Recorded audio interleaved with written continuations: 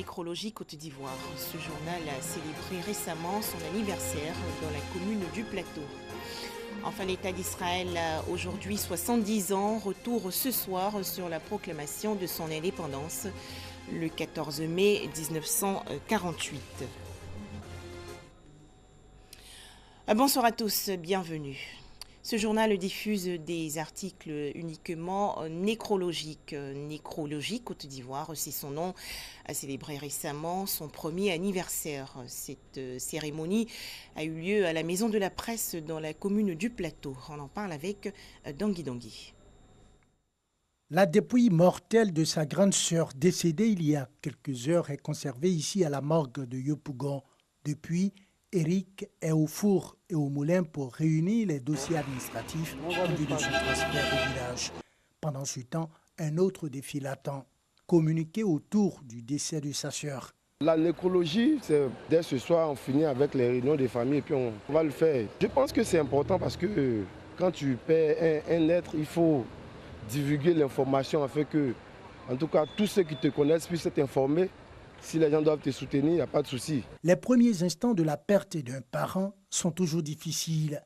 Ceux-ci ont besoin d'une assistance pour les aider à évacuer leurs émotions, assure ce responsable de morgue.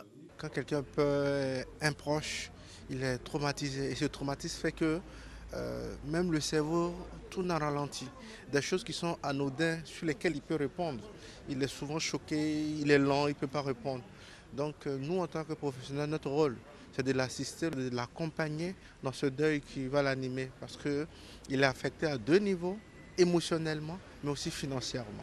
Passé le temps des émotions et des funérailles, les décès soulèvent généralement des questions de droit, des questions que les populations ne comprennent pas toujours et qui ouvrent la porte à de nombreuses discordes dans les familles. Quand le deuil vous frappe, vous êtes dans un état qui ne peut pas vous permettre de répondre facilement et rapidement à tout ce qui concourt à la gestion des obsèques. Si l'information vient déjà d'un journal d'annonce nécrologique, les gens sont déjà préparés à facilement aller dans ces divers services-là pour gérer tout ce qui touche aux questions relatives à la nécrologie. Face à ce besoin d'informations complètes en nécrologie, la presse ivoirienne s'est enrichie d'un nouveau titre, à savoir Nécrologie Côte d'Ivoire. Vous savez, on meurt. La mort est naturelle, ça fait partie du quotidien. Nécrologie Côte d'Ivoire s'est spécialisée dans le domaine mortuaire pour aider les Ivoiriens à enterrer dignement leurs parents décédés en fait. Parce que nous voulons être beaucoup plus proches des Ivoiriens, nous voulons offrir un service de qualité. C'est un journal qui se spécialise dans un domaine qui n'est pas courant. Il donne des informations. Le travail, s'il est acharné et soutenu, nous pensons qu'à terme, ce journal va se développer et grandir. C'est la raison pour laquelle nous, Edipresse, nous sommes optimistes et nous avons accepté de distribuer ce titre. Cet hebdomadaire a soufflé sa première bougie récemment en présence des acteurs de la presse qui ne doutent pas de la viabilité de ce titre. En bref, le service des urgences médicales du centre hospitalier universitaire de Trècheville fermé temporairement au public. Des travaux de réfection sont en train d'être effectués. La réouverture est prévue pour le lundi 28 mai prochain. Direction la région de Boclé, dans le sud du pays. Plus de 700 jeunes vont bénéficier d'une aide financière allant de 500 000 à plus d'1 million de francs CFA. Il s'agit pour le projet Emploi Jeunes et Développement des compétences de financer leurs activités et leur permettre ainsi de sortir de la pauvreté. Les explications de Sam Konan. À Sassandra, tout comme Bilem Mamadi et Diati Kwadio, tous deux exerçant dans le petit commerce, les jeunes veulent se prendre en charge. Mais faute de moyens financiers ou par ignorance, ils se débrouillent comme ils peuvent. Si j'ai eu au moins 3 millions, sincèrement, je vais agrandir la caisse et les poulets seront nombreux dedans. Voilà, pour qu'ils puissent bien vendre. Et les retombées vont être beaucoup. Avant, j'ai commencé le commerce avec 100 000, mais j'aimerais augmenter mon commerce. Au moins, si je trouvais une somme de 500 000 pour agrandir plus le commerce, C'est un grand magasin. C'est donc pour les aider que le gouvernement vient de lancer ici le projet Emploi Jeunes et Développement des Compétences, en abrégé PGDEC. Notre travail, c'est de faire des lobbying auprès de toutes les autorités, que ce soit nationales ou internationales, à l'effet d'avoir des projets pour le mieux-être de nous et de notre jeunesse. Et pourtant, le projet semble ne pas être bien connu ici. PGDEC, non, je ne connais pas. Je viens chercher du poisson ici pour envoyer ça à Gagnoa, pour me débrouiller avec ça. PGDEC, non. Non, je n'ai jamais entendu parler de PGDEC. En tout cas, le PGDEC a déjà enregistré 780 jeunes avec divers projets dans le Boclé pour un montant global de 648 millions de francs CFA. On a monté un projet de ferme parce qu'on s'est dit quoi? Quand le projet est commun là, ça profite à tout le monde. On a besoin d'être formés, mais pour ceux qui ne savent pas, quand on vous donne, c'est pas s'il faut payer. Il y en a qui disent que non, puisque c'est le vieux qui donne, c'est pour nous, il a donné, mais c'est le conseil régional, c'est là que le conseil délégué à Sassandra, non. Mon projet s'appelle Awawa. Awawa, ça veut dire nous nous aimons. Nous voulons fabriquer uniquement de la tchéké et puis le gari. Parce que le gari, c'est quelque chose qui ne périt pas. On peut le servir, faire de la tchéké et la koumé aussi, et gari sissi. Le préfet de région Koulibaly Lamine, qui a présidé la cérémonie de lancement du projet, a prodigué quelques conseils aux souscripteurs. Les jeunes qui viennent de bénéficier de ce projet doivent se comporter de la meilleure manière. Et qu'est-ce que cela veut dire? Accepter de recevoir une bonne formation, pratiquer très bien leur profession, dégager des bénéfices, rembourser les prêts, faire des économies, faire des investissements pour se réaliser eux-mêmes. Les 780 jeunes vont bénéficier d'une formation avant tout financement de projet. À terme, le nombre de souscripteurs va doubler et le PGDEC va prendre fin dans le Boclé le 31 mai 2019. Autre actualité nationale, la deuxième édition du concours littéraire panafricain. Elle a été lancée récemment lors d'une cérémonie dans la commune d'Abobo. Il s'agit pour la structure Afrique Concours Talent de promouvoir les aptitudes particulières des jeunes Africains à travers la lecture et le livre. Quelles seront les récompenses? Le point avec Dangui Dangui. C'est par un tirage au sort que le thème de la deuxième édition du concours littéraire panafricain a été révélé au public. Jeunesse africaine et problématique de l'immigration clandestine. Que faire? Une compétition de jeunes talents écrivains initiée par la structure Afrique Concours Talent. Dans nos écoles, dans nos universités, dans nos établissements, il y a une certaine démotivation de la lecture. Nous voulons donner l'opportunité de renouer au goût de la lecture, de s'intéresser à la littérature ivoirienne en particulier et africaine en général. Pour participer au concours littéraire panafricain, être africain, avoir entre 14 et 30 ans et soumettre un manuscrit de 3 pages maximum en respectant le thème choisi, une opportunité pour les jeunes passionnés de lecture.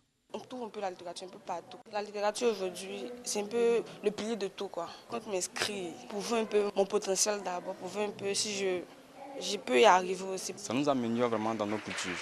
Un concours, c'est une chose vraiment très importante parce qu'elle nous permet déjà d'acquérir déjà des connaissances, nos atouts, de les approfondir afin de les mettre en connaissance au niveau de la société. Angèle Touchy, écrivain guyanais, a instruit la jeunesse présente. On ne sait jamais où se cache la perle en fait, parce que le diamant est un diamant même lorsqu'il est caché dans sa grotte.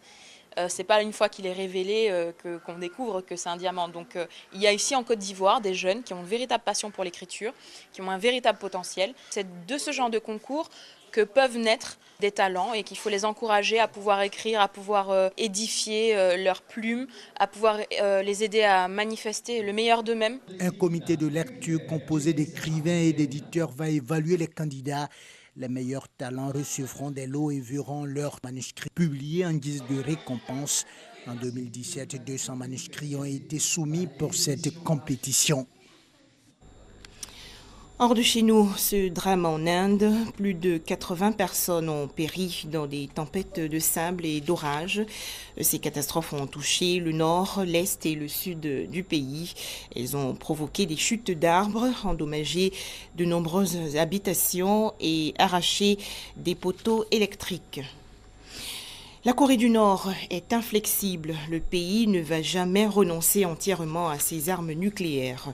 Annonce faite aujourd'hui par un ex-ambassadeur nord-coréen qui a fait défection en août 2016. Bruxelles, la capitale belge, va procéder à la rénovation de ses friteries. Les murs seront notamment refaits, parés de miroirs. La Belgique, qui prétend être la terre natale des frites, veut ainsi promouvoir sa gastronomie. Si les frites font partie de la culture belge, les frites-côtes font, eux, partie du patrimoine bruxellois. Et certaines baraques à frites de la capitale s'apprêtent à devenir encore plus iconiques, avec un nouveau design que les autorités locales ont voulu plus homogène.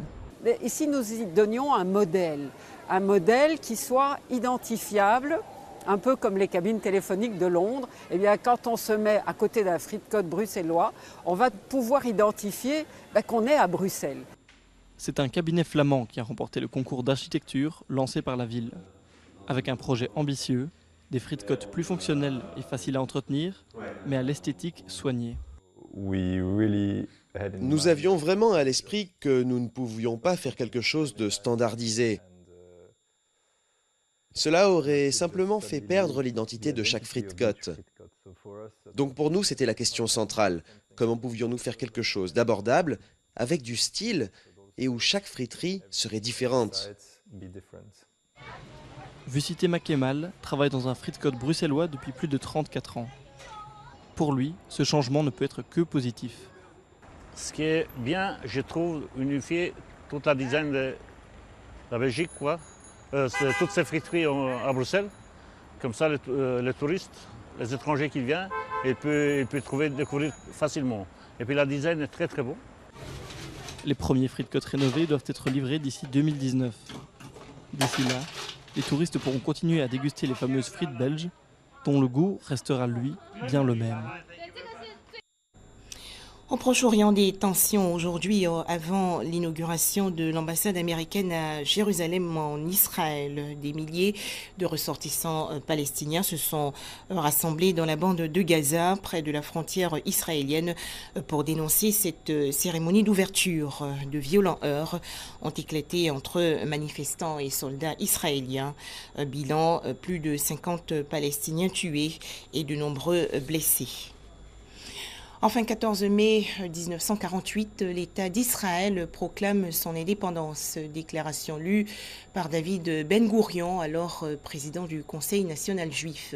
Malheureusement, moins de 24 heures plus tard, les armées régulières d'Égypte, de Jordanie, de Syrie, du Liban et d'Irak envahissent le pays. Comment va réagir Israël? Les explications de Koné Pargassoro. Le 14 mai 1948, David Ben Gourion, président du Conseil national juif, proclame la naissance de l'État d'Israël. Depuis 20 siècles, une partie de la diaspora juive nourrissait le rêve d'un retour vers la terre promise. Ce rêve prend forme en Europe à la fin du 19e siècle sous le nom de sionisme. L'émigration vers la Palestine se développe dès l'époque ottomane et se poursuit après la Première Guerre mondiale, alors que la province est passée sous administration britannique. La Palestine voit sa population dépasser le million d'habitants, dont 335 000 juifs en 1936. Une organisation militaire, l'Irgun, s'en prend aux Anglais et lance des attentats contre leurs forces armées. Londres porte le problème devant l'Organisation des Nations Unies, ONU.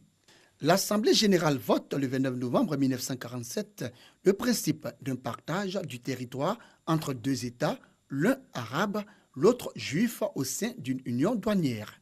Le secteur de Jérusalem et Bethléem étant quant à lui placé sous administration internationale à travers la résolution 181. Le mandat anglais prend donc fin le 14 mai 1948.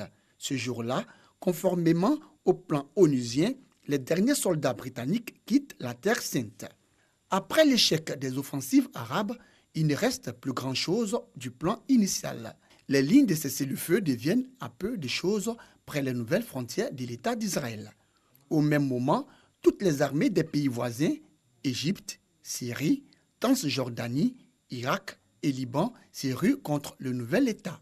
Les Israéliens arrivent à refouler leurs ennemis et des armistices sont signés l'année suivante. Ils vont délimiter les nouvelles frontières d'Israël de façon très provisoire. Merci de nous avoir suivis.